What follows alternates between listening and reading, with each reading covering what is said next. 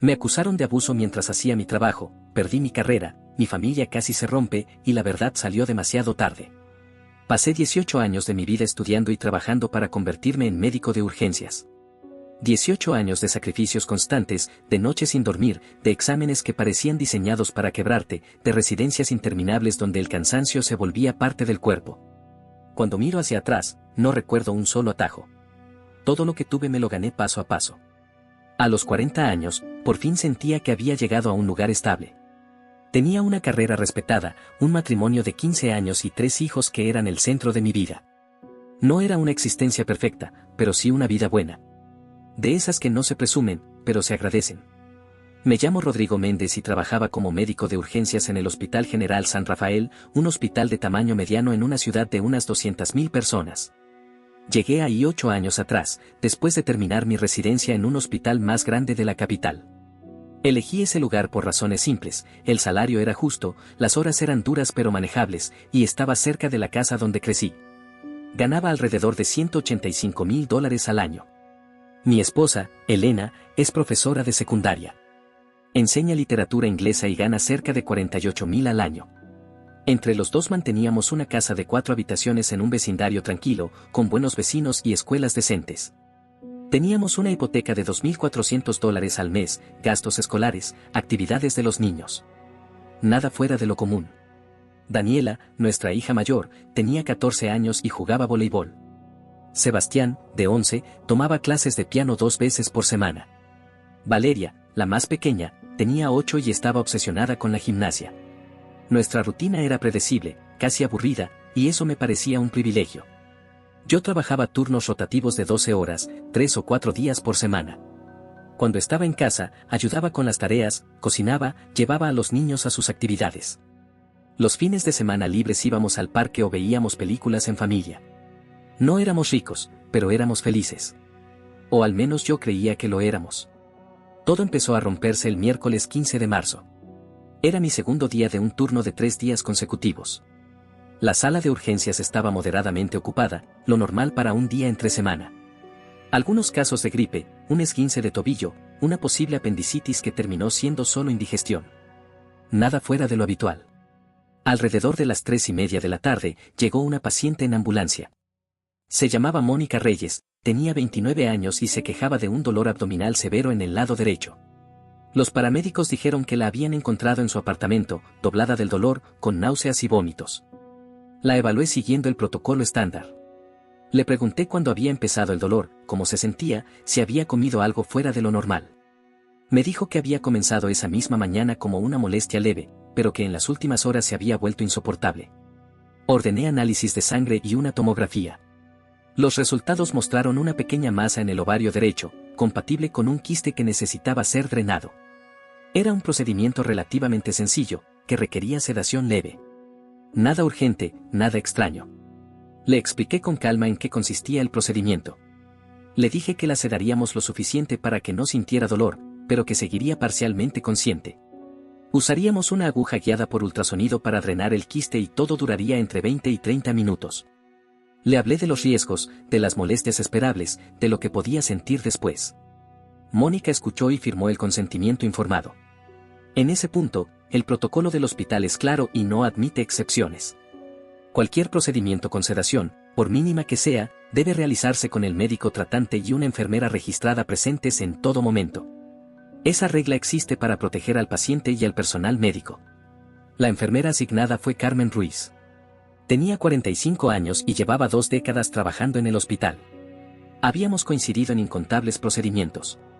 Era meticulosa, responsable y conocía los protocolos mejor que nadie. El procedimiento comenzó a las 4:45 de la tarde. Carmen preparó la sedación, midazolam, 3 miligramos por vía intravenosa. Yo preparé el equipo de ultrasonido y el material estéril. Carmen administró la medicación y esperamos unos minutos a que hiciera efecto. Mónica estaba somnolienta, pero respondía cuando le hablaba. Durante todo el procedimiento le pregunté varias veces si sentía dolor o incomodidad. Me dijo que no, que solo notaba presión. Carmen estuvo a mi lado todo el tiempo, monitoreando sus signos vitales, ajustando su posición cuando fue necesario y documentando cada paso en el sistema. Drenamos alrededor de 60 mililitros de líquido. El procedimiento duró 23 minutos, según los registros. No hubo complicaciones. Después, trasladamos a Mónica a la sala de recuperación, donde permaneció en observación durante 2 horas. Carmen la revisó cada 15 minutos. Yo pasé 2 veces para asegurarme de que todo estuviera bien. Sus signos vitales eran estables y no refería dolor. Alrededor de las 7:15 de la tarde, la di de alta con indicaciones claras y una receta para analgésicos suaves en caso de necesitarlos. Se fue caminando, acompañada por una amiga que había ido a recogerla. Para mí, fue un día normal. Un procedimiento de rutina. Nada que mereciera una segunda mirada. 4 días después, el lunes 19 de marzo, estaba en casa disfrutando de mi día libre. Había llevado a Valeria a su clase de gimnasia, cortado el césped y estaba preparando la cena cuando sonó mi teléfono. Era el doctor Armando Torres, jefe del departamento de urgencias. Me dijo que necesitaba que fuera al hospital de inmediato, que había surgido una situación seria. No me dio detalles. Sentí como el estómago se me hundía. Pensé en un error médico, en un paciente con complicaciones, en algo que había salido mal sin que yo lo supiera. Nunca imaginé que esa llamada marcaría el inicio de la peor etapa de mi vida. Llegué al hospital unos 40 minutos después. Recuerdo haber manejado casi en automático, sin poner realmente atención al camino. El estacionamiento estaba medio vacío y eso me tranquilizó por un segundo, como si el silencio pudiera significar que nada grave había ocurrido. Me equivoqué. Armando Torres me esperaba en la entrada del área administrativa. No intercambiamos cortesías. Su expresión era rígida, demasiado formal para alguien con quien había trabajado durante años. Me condujo directamente a su oficina. Al entrar, vi que no estaba solo. Sentada a un lado estaba Patricia Vega, la directora de Recursos Humanos. Al otro, un hombre que no conocía, traje oscuro, maletín de cuero, postura ensayada. Se presentó como el abogado interno del hospital. En ese momento entendí que aquello no era una simple aclaración médica. Armando cerró la puerta y me pidió que tomara asiento. Patricia fue la primera en hablar. Me dijo, con una voz cuidadosamente neutra, que una paciente había presentado una queja formal en mi contra. Antes de que pudiera preguntar de qué se trataba, pronunció el nombre. Mónica Reyes. Sentí un vacío en el pecho. Aún así, no entendía nada. El abogado tomó la palabra y explicó que Mónica alegaba que, durante el procedimiento del miércoles anterior, mientras estaba sedada, yo la había tocado de manera inapropiada. Dijo que había señalado específicamente tocamientos en sus senos y entre las piernas, sin justificación médica. Por un momento pensé que había escuchado mal. Me quedé mirándolo, esperando que aclarara, que dijera que se trataba de una confusión. No lo hizo. Les dije que eso era imposible. Que el procedimiento se había hecho siguiendo el protocolo, que Carmen Ruiz había estado presente todo el tiempo, que todo estaba documentado en la historia clínica. Les expliqué, casi sin respirar, que no había estado a solas con la paciente en ningún momento. El abogado me escuchó sin interrumpir. Cuando terminé, dijo que entendía mi postura, pero que el hospital estaba obligado a investigar cualquier acusación de esa naturaleza. Armando añadió que, aunque personalmente confiaba en mí, no podía ignorar una denuncia así. Luego vino el golpe más duro. Como medida preventiva, mi licencia médica sería suspendida de manera temporal mientras se realizaba la investigación interna. Además, no podía hablar del caso con nadie del hospital ni contactar a la enfermera que estuvo presente durante el procedimiento. Sentí que el piso se movía bajo mis pies. Pregunté cuánto tiempo duraría la investigación. Nadie me dio una respuesta clara. Me dijeron que dependía de lo que encontraran. Salí de esa oficina en estado de shock. Caminé por los pasillos del hospital como un extraño, evitando mirar a la gente. Tomé mis cosas del casillero sin saber si volvería a usarlo alguna vez. Nadie me detuvo. Nadie me dijo nada. Manejé a casa sin recordar el trayecto. Al llegar, estacioné en la entrada y me quedé dentro del auto durante casi 20 minutos. Sabía que tenía que entrar y hablar con Elena, pero no encontraba las palabras. Cuando finalmente abrí la puerta, ella supo de inmediato que algo estaba mal. Me miró y no preguntó nada. Solo esperó. Le conté todo, desde la llamada hasta la acusación. Mientras hablaba, ella negaba con la cabeza, como si así pudiera borrar lo que escuchaba. Su primera reacción fue apoyarme. Dijo que era absurdo, que era evidente que se trataba de una mentira, que el hospital aclararía todo en cuanto revisaran los registros y hablaran con la enfermera. Me abrazó y por un momento sentí alivio. Pero incluso entonces, vi algo en su mirada. Una duda mínima, casi imperceptible. No era acusación, pero estaba ahí. Y supe, aunque no quise admitirlo, que esa sombra no iba a desaparecer fácilmente. Esa noche casi no dormí. Me quedé despierto repasando cada segundo del procedimiento, cada movimiento, cada palabra. Buscaba desesperadamente algo que no existía. Algo que explicara cómo había llegado a ese punto. Los días siguientes fueron extraños, irreales. El hospital inició la investigación interna. Me llamaron 3 veces para entrevistas formales. Cada vez tenía que repetir lo mismo, responder las mismas preguntas, detallar el procedimiento una y otra vez. Pedí que llamaran a Carmen Ruiz. Me dijeron que lo harían. Intenté escribirle para saber si estaba al tanto de lo que pasaba. No respondió. Llamé. No contestó. Al principio pensé que estaba ocupada o que no sabía qué decirme. Después entendí que su silencio no era casual. Mientras tanto, en casa, todo empezó a sentirse distinto. Elena seguía siendo correcta, pero más distante. Nuestras conversaciones se volvieron cortas, prácticas.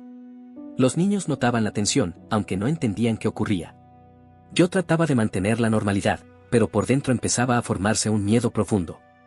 Uno que no tenía que ver con perder el trabajo, sino con algo mucho peor. El miedo de que una mentira fuera suficiente para destruir todo lo que había construido. Una semana después de la acusación, la historia salió de control. No supe cómo ni de dónde, pero la información se filtró a la prensa local. El 26 de marzo, el periódico publicó un artículo que hablaba de una paciente que acusaba a un médico del Hospital General San Rafael de comportamiento inapropiado durante un procedimiento con sedación. No mencionaban mi nombre, pero eso era irrelevante. En una ciudad de este tamaño, bastaba con unir 2 puntos para que todos supieran de quién se trataba. El hospital, el área, el tipo de procedimiento. No había misterio. El contexto tampoco ayudaba. El ambiente social de ese momento estaba cargado de una sensibilidad extrema frente a cualquier denuncia de este tipo. Bastaba con que existiera la acusación para que muchos asumieran automáticamente la culpabilidad. No había espacio para matices ni para esperar pruebas. En cuestión de días, los rumores se propagaron por todo el vecindario. Las miradas cambiaron. Las conversaciones se detenían cuando yo pasaba. Algunas personas desviaban la vista, otras no tenían reparos en observarme con abierta desconfianza. El impacto real lo sentí a través de mis hijos. Daniela empezó a recibir mensajes en su teléfono. Al principio no me dijo nada. Fue Elena quien lo descubrió cuando la encontró llorando en su habitación. Los mensajes eran crueles, directos, imposibles de olvidar. Insultos, burlas, acusaciones. Palabras que ninguna niña de 14 años debería leer. Dejó de ir a los entrenamientos de voleibol. Decía que le dolía el estómago, que estaba cansada. Yo sabía la verdad. No podía soportar las miradas, los susurros, las risas ahogadas cuando entraba al gimnasio. Sebastián también empezó a cambiar. Un niño mayor lo empujó en el recreo y le gritó que su papá era un criminal. Llegó a casa con la camiseta rota y los ojos llenos de rabia, pero sin lágrimas. Ese silencio me preocupó más que cualquier llanto. Valeria no entendía lo que pasaba, pero sentía el ambiente. Una noche me preguntó por qué la mamá de su amiga Sara había dicho que ya no podía ir a su casa. No supe qué responder. Sentí que el pecho se me partía. Elena empezó a alejarse poco a poco. No me acusaba, no me enfrentaba, pero se volvía cada vez más distante. Una noche decidió dormir en la habitación de invitados. Dijo que yo me movía mucho, que no estaba descansando bien y ella necesitaba dormir para trabajar. Dejamos de hablar de cosas normales. Ya no comentábamos el día, ni planes, ni tonterías. Nuestras conversaciones se limitaron a horarios, cuentas, quién recogía a quién. La intimidad desapareció sin que nadie lo dijera en voz alta. Una noche intenté abrazarla. Se apartó de forma instintiva, casi automática. Ese gesto, pequeño y rápido, me dolió más que cualquier insulto en la calle. Mientras tanto, la investigación interna seguía su curso. Me llamaban, preguntaban, tomaban notas. Yo respondía siempre lo mismo. Pedí una y otra vez que llamaran a Carmen Ruiz, la enfermera que había estado conmigo durante todo el procedimiento. La respuesta siempre era vaga. Que ya habían hablado con ella, que estaba colaborando, que todo seguía su curso. Pero Carmen no me escribía, no me llamaba, no respondía. Con el tiempo supe que el hospital le había indicado explícitamente que no hablara conmigo ni con nadie sobre el caso. Le dejaron claro, sin decirlo abiertamente, que complicar la situación podría traerle consecuencias. Carmen era madre soltera de 2 hijos en la universidad. No podía arriesgar su trabajo. Su silencio me dejó solo. 3 semanas después, el hospital concluyó su investigación. El resultado fue un golpe seco, casi peor que la acusación inicial. Dijeron que el caso era inconcluso. Que no había pruebas definitivas ni a favor ni en contra. Que era, en esencia, mi palabra contra la de la paciente. Por la gravedad de la acusación, mi suspensión continuaría hasta que la Junta Médica Estatal realizara su propia investigación. En términos simples, me dejaron en el limbo. Sin trabajo. Sin ingresos. Sin una fecha clara para recuperar mi vida. Esa misma semana contraté a un abogado criminalista. Se llamaba Javier Montero. El anticipo fue de $15,000. El costo total podía llegar a $60,000 si el caso avanzaba. Tuvimos que sacar el dinero de nuestros ahorros de retiro. Del fondo que habíamos construido durante 15 años pensando en la universidad de los niños. Ver cómo ese dinero desaparecía para pagar mi defensa fue una humillación silenciosa. Javier fue directo conmigo. Me explicó que, si la paciente decidía presentar cargos penales, podía enfrentar hasta 10 años de prisión. Incluso si no iba a la cárcel, perdería mi licencia médica de forma permanente. Mi nombre quedaría marcado para siempre. Salí de su oficina con la sensación de que el mundo se había encogido. De que todo lo que había sido mi vida estaba reducido a una acusación, una palabra, una duda. Y lo peor era que no había nada que pudiera hacer para acelerar el proceso. Solo esperar. La investigación de la Junta Médica comenzó en abril y avanzó con una lentitud desesperante. Cada semana que pasaba sin noticias era un peso más sobre el pecho. Me citaron varias veces, revisaron expedientes, hablaron con médicos, enfermeras y pacientes anteriores.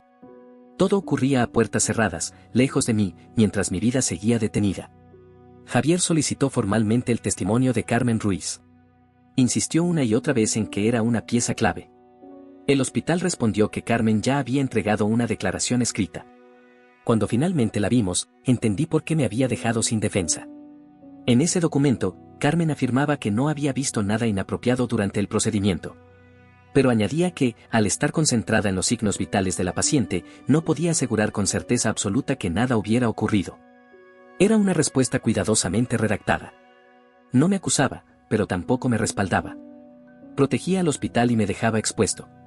Mientras tanto, mi salud mental empezó a deteriorarse de forma acelerada. Dejé de dormir. 2, a veces 3 horas por noche, con suerte. Me despertaba empapado en sudor, con el corazón acelerado, repasando conversaciones que nunca ocurrieron. Perdí 25 libras en 2 meses porque no podía comer sin sentir náuseas. Dejé de salir de casa. Solo lo hacía para reunirme con Javier. El resto del tiempo me quedaba encerrado, evitando a los vecinos, evitando miradas.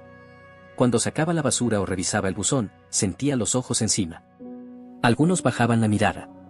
Otros no se molestaban en disimular el desprecio. Una tarde encontré la palabra pervertido escrita con aerosol rojo en la puerta del garaje. Elena la vio primero. Se puso a llorar. Yo tomé un balde, pintura y la cubrí esa misma noche, como si borrar la palabra pudiera borrar lo que representaba. Mi matrimonio seguía rompiéndose en silencio. Elena estaba agotada. Emocionalmente, físicamente. Yo lo estaba arrastrando todo hacia el fondo conmigo y ella lo sabía.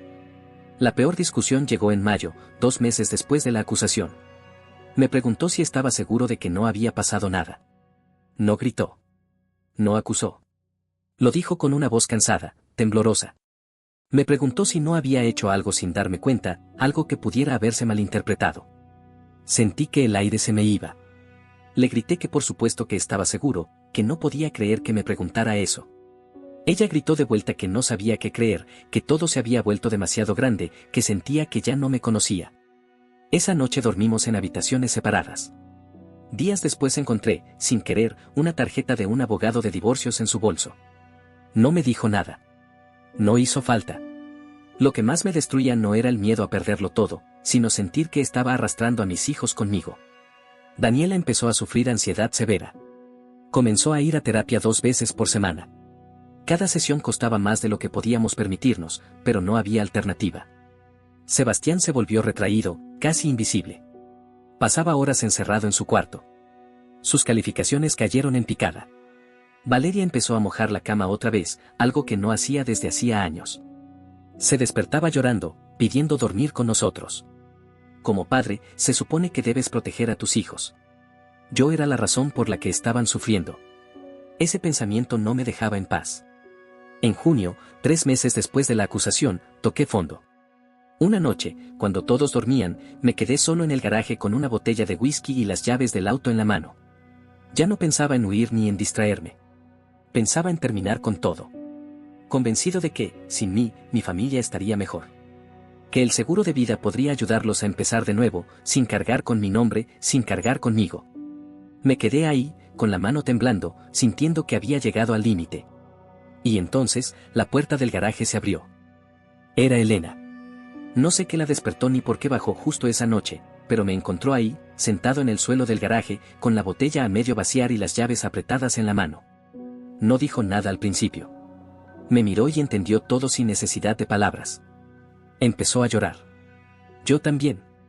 Me abrazó con una fuerza que no sentía desde hacía meses, como si temiera que, si me soltaba, yo pudiera desaparecer.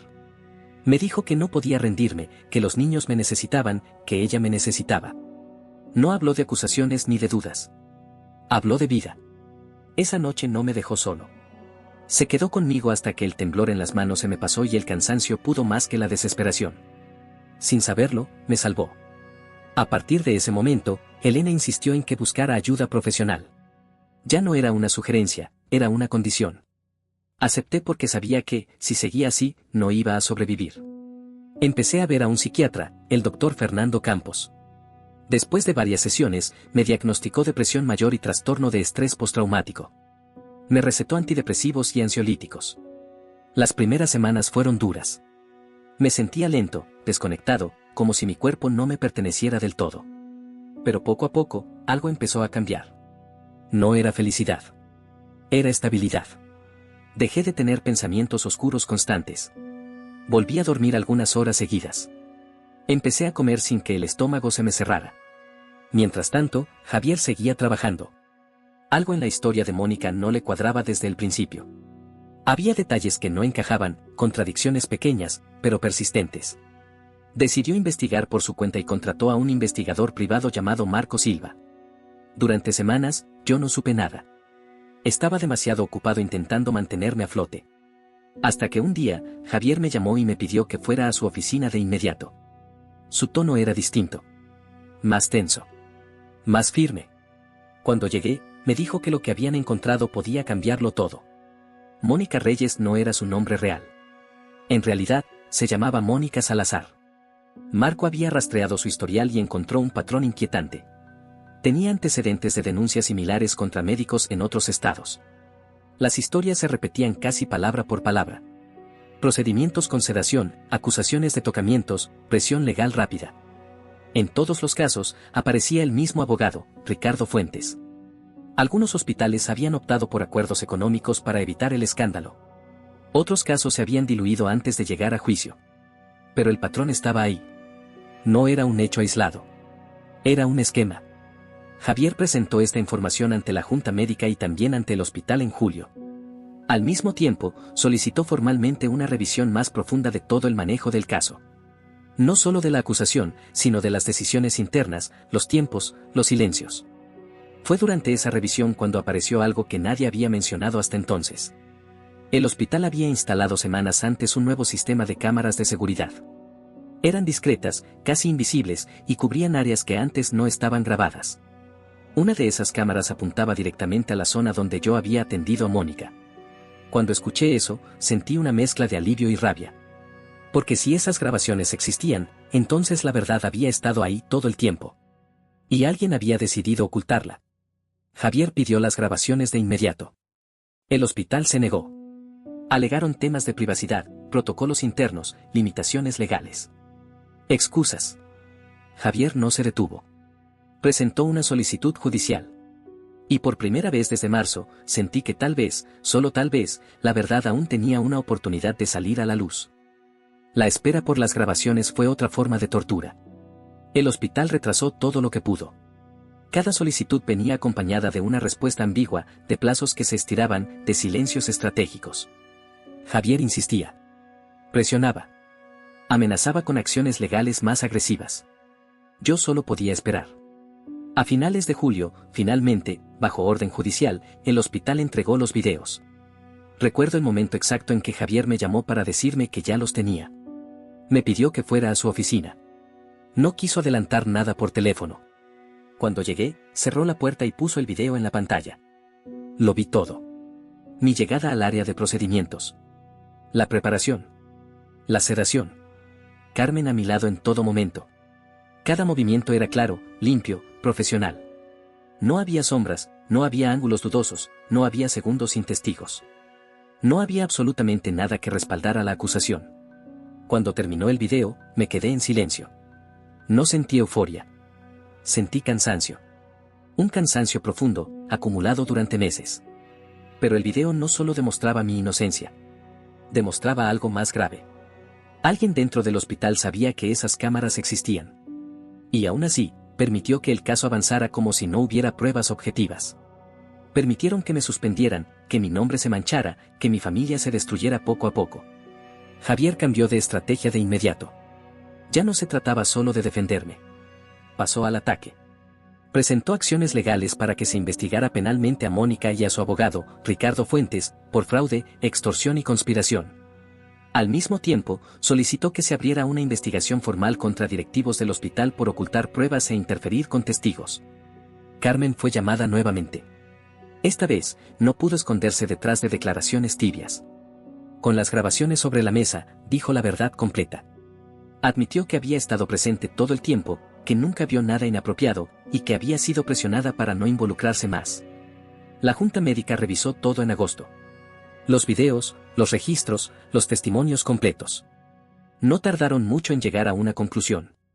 No había ninguna base para las acusaciones. Determinaron que mi actuación había sido correcta y profesional en todo momento. Ordenaron que mi licencia médica fuera restituida de inmediato, sin ninguna mancha en mi expediente. El hospital no tuvo opción. Emitió un comunicado público reconociendo errores graves en el manejo del caso. Se disculparon formalmente conmigo y me ofrecieron regresar a mi puesto. También se comprometieron a pagarme los 5 meses de salario que había perdido y una compensación adicional de $100,000 por haber ocultado pruebas clave. El directivo responsable fue removido de su cargo y trasladado a otro hospital fuera de la ciudad. No hubo espectáculo ni disculpas personales. Solo un movimiento administrativo silencioso. Nada de eso me devolvió los meses perdidos. Pero por primera vez desde marzo, pude respirar sin sentir que el mundo se me venía encima. Aún faltaba el último capítulo. El que no dependía del hospital, ni de la Junta Médica. El que tenía que ver con Mónica Salazar y con la mentira que casi me destruye. Una vez que mi nombre quedó limpio dentro del hospital y ante la Junta Médica, la investigación penal tomó otro ritmo. Ya no era solo mi palabra respaldada por pruebas, era un patrón completo que empezaba a desmoronarse. En septiembre, fiscales de varios estados comenzaron a intercambiar información. Los casos que Javier y Marco habían encontrado no eran coincidencias aisladas. Eran piezas de un mismo esquema. Denuncias casi idénticas, mismos tiempos, misma presión mediática, mismos intentos de acuerdo económico antes de que todo escalara demasiado. Mónica Salazar fue arrestada en su apartamento en Las Vegas. No me avisaron de inmediato. Me enteré por Javier, horas después de que ocurriera. Cuando colgué el teléfono, me quedé sentado en silencio, sin saber qué sentir. No hubo satisfacción. No hubo alivio inmediato. Solo una sensación extraña de cierre incompleto. Poco después arrestaron a Ricardo Fuentes. La acusación contra él era incluso más extensa: conspiración, extorsión, fraude y faltas éticas graves. Ver su nombre en documentos oficiales, ya no como abogado sino como acusado, fue un giro que nunca imaginé cuando todo empezó. En octubre, ambos aceptaron acuerdos de culpabilidad. Mónica fue sentenciada a 4 años de prisión y obligada a pagar más de $280,000 en restitución a sus víctimas. A Fuentes le dieron 3 años de prisión, le retiraron la licencia de abogado de forma permanente y también quedó obligado a pagar restitución. Legalmente, el caso estaba cerrado. Moralmente, no tanto. Presenté una demanda civil contra ambos por difamación y daño emocional. Ese proceso sigue su curso. Mi abogado calcula que la compensación podría estar entre $200 y $400,000, aunque cobrar ese dinero será complicado mientras estén en prisión. No lo hice solo por el dinero. Lo hice para dejar un registro claro de lo que hicieron. Volví al Hospital San Rafael en octubre. El primer día fue extraño. Algunos colegas me abrazaron, visiblemente aliviados. Otros fueron cordiales, pero distantes. Y hubo quienes apenas me miraron, como si todavía no supieran qué pensar. Incluso algunos pacientes pidieron no ser atendidos por mí. El hospital me ofreció cambiar de turno o de departamento, empezar de cero en otro entorno. Decidí quedarme. No iba a permitir que una mentira me expulsara del lugar donde había trabajado durante años. Aún así, nada volvió a ser igual. Ahora tomo precauciones que antes nunca imaginé necesarias. Insisto en tener 2 testigos en cualquier procedimiento con sedación. Documento todo con un nivel casi obsesivo. Uso una cámara corporal durante mis turnos, con el consentimiento del hospital y de los pacientes. Es incómodo, pero es la realidad en la que trabajo ahora. Mi relación con Carmen cambió. Con el tiempo, se volvió funcional. Profesional. Ella terminó reconociendo cuánto le pesó haber guardado silencio durante los primeros meses. Me dijo que sabía que yo era inocente, pero que el miedo la paralizó. Que no podía arriesgar a sus hijos. No guardo rencor, pero tampoco cercanía. Entiendo su miedo, aunque eso no borra lo que su silencio significó para mí en el peor momento. Hoy trabajamos juntos cuando hace falta y nada más. En casa, la calma volvió de forma lenta y frágil. Elena y yo seguimos en terapia de pareja. Hay días buenos, en los que hablamos, reímos y recordamos por qué estamos juntos. Y hay días difíciles, llenos de silencios largos y palabras que cuestan. Mis hijos también están sanando, cada uno a su manera. Daniela volvió al voleibol, pero decidió cambiar de escuela para empezar desde cero. Sebastián poco a poco recuperó sus calificaciones y su sonrisa. Valeria dejó de mojar la cama y empezó a hacer nuevos amigos. Aún así, las cicatrices siguen ahí. Invisibles, pero reales. La verdad salió a la luz. La justicia hizo su trabajo. Pero lo que se rompió en esos meses no se reconstruye con una sentencia ni con una disculpa oficial. Solo queda aprender a vivir con lo que quedó. La vindicación legal fue necesaria, pero no fue sanadora. Ganar el caso no borró los meses de miedo, vergüenza y tensión que vivimos como familia. No eliminó las noches sin dormir ni las miradas que todavía, a veces, siento sobre mí. La vida no volvió a ser la de antes. Se transformó en otra cosa. Elena y yo seguimos en terapia. Hemos avanzado, pero no sin tropiezos. Hay días en los que todo parece estable, en los que conversamos con calma y compartimos momentos que se sienten auténticos. Y hay otros en los que el peso de lo vivido aparece sin aviso. La confianza se reconstruye lento, con cuidado, sabiendo que nunca volverá a ser exactamente la misma. Con mis hijos, el proceso es distinto. Daniela me confesó hace poco que le cuesta confiar en las personas, que siempre espera que algo malo ocurra de repente. Sebastián se pone nervioso cuando escucha hablar de policías o juicios. Valeria, algunas noches, todavía me pregunta si la señora mala va a volver. Cada una de esas conversaciones me duele de una forma distinta. Volver al hospital fue una decisión consciente. Pude haberme ido, empezar en otro lugar, borrar recuerdos. Pero no quise. No voy a permitir que una mentira me arrebate la carrera que construí durante casi 2 décadas. Aún así, ejerzo la medicina de otra forma. Más cauteloso. Más rígido. Más consciente de que hacer todo bien no siempre te protege. Aprendí que una acusación, incluso sin pruebas, puede destruir una vida. Que la presunción de inocencia muchas veces no sobrevive al juicio social. Que las instituciones que prometen cuidarte suelen priorizar su propia protección. Y que existen personas capaces de mentir sin escrúpulos y arrasar con la vida de otros por dinero. Pero también aprendí algo más. Descubrí que soy más fuerte de lo que creía. Que puedo resistir situaciones que pensé que me quebrarían para siempre. Aprendí a reconocer quiénes se quedan cuando apoyarte tiene un costo. Y confirmé que la verdad, aunque tarde, puede salir a la luz si se lucha por ella. Hoy mi vida es distinta. Algunos días todavía despierto con ansiedad, preguntándome si sonará el teléfono con otra acusación, con otra amenaza invisible. Pero la mayoría de los días puedo trabajar, atender pacientes, volver a casa y sentarme a cenar con mi familia. No es perfecto. No es la vida que imaginé hace un año.